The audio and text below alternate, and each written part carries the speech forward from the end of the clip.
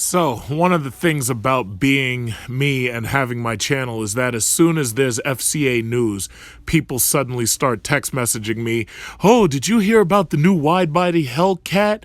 And I'm thinking to myself, it's amazing. Dodge must have like well, how about that department where basically they just sit back and they come up with crazy ideas.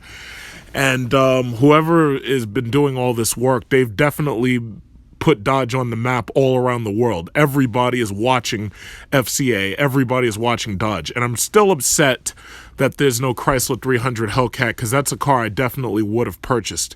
I don't know if they'll ever have one, but I hear that they're supposed to be moving the 300 to the Pacifica platform.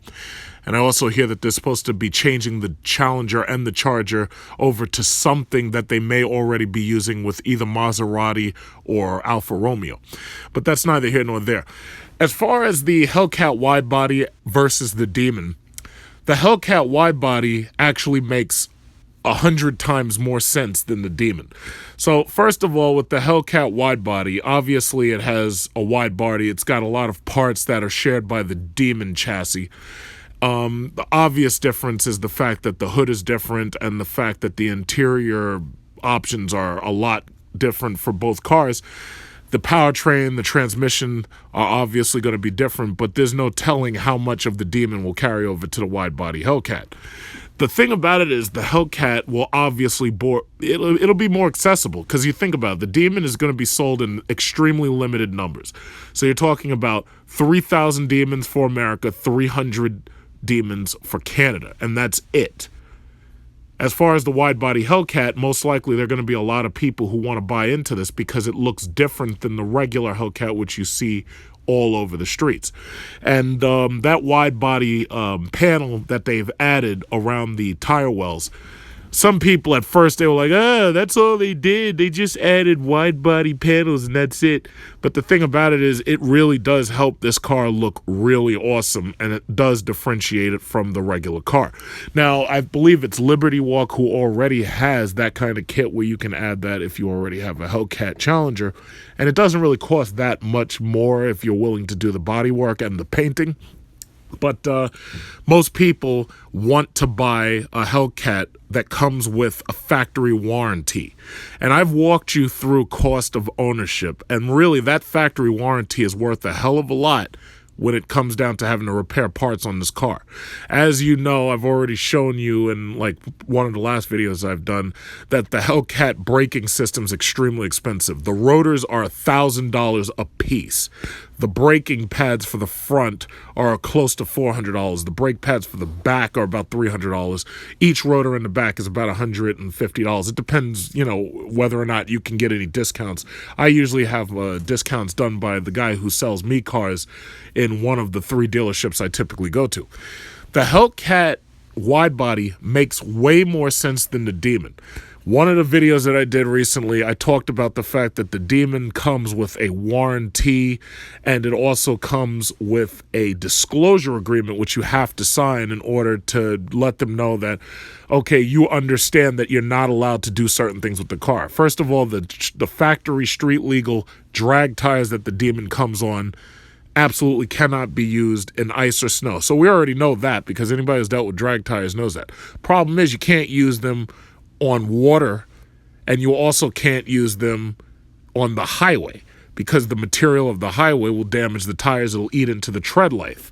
Now, some people want to automatically come back, yeah, well, I drive my drag radials all the time. My Nittos, oh man, I'm all up and down Florida with my drag radial. Yeah, but the difference is here, they're telling you that you have to sign a disclosure agreement that says you won't do it. You're having to sign a disclosure agreement that says when you drive out of the factory or when you drive out of the dealership with this thing, you can't do certain shit. You're not allowed to work on the car with the factory stuff that they give you in the box. You're not allowed to do that unless you're on a track. They don't want the skinny wheels on this car unless you're on the track. Now, I don't think anybody'd be stupid enough to put the skinny wheels on and drive around on the highway. Problem is, you can't drive that car on the highway. So the obvious solution is, okay, well, now you just buy yourself a spare set of wheels.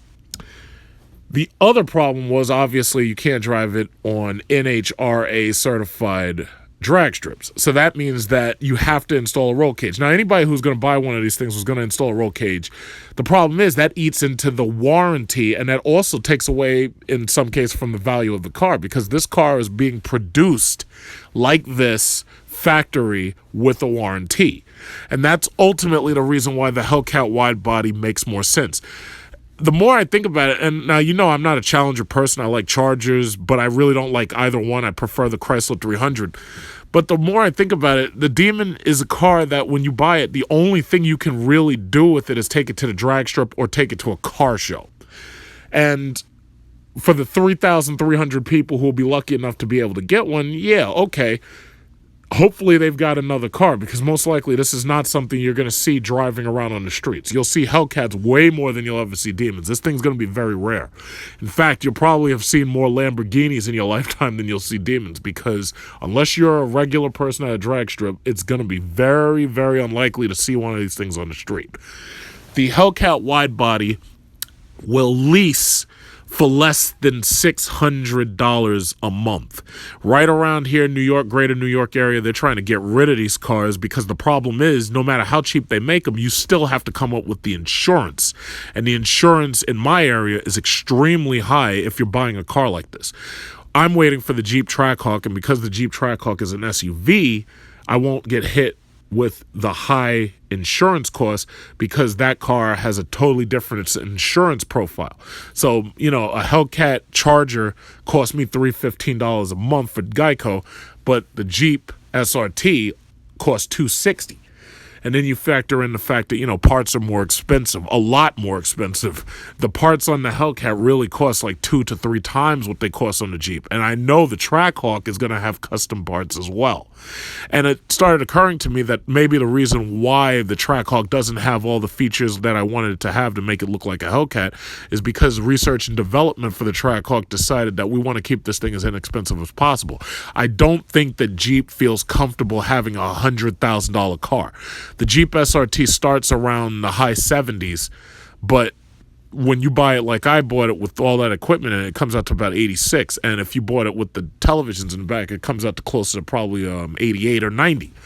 I don't think they want to make that thing $100,000, which is part of the reason why you haven't gotten pricing for the Jeep Trackhawk or the Dodge Durango SRT yet.